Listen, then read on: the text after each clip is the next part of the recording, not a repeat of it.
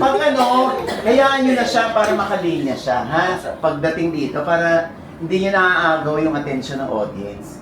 5, 4, 3, 2, action! Dami na, Christian! Bakit ayaw mo makinig sa akin? Tumigil ka na! Hindi ka niya gusto! Inintindi ka lang niya kasi may kailangan siya sa'yo!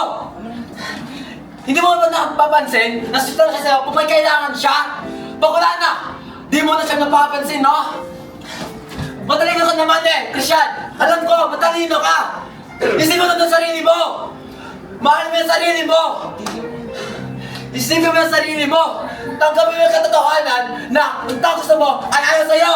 Tanggap po! Bobo na!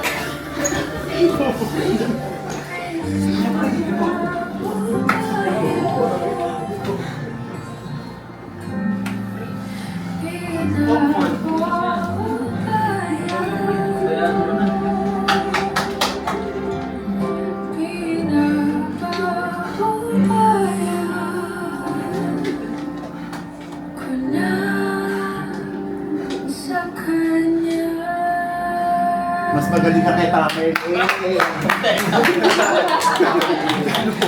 Dahil tatawa ko sa'yo.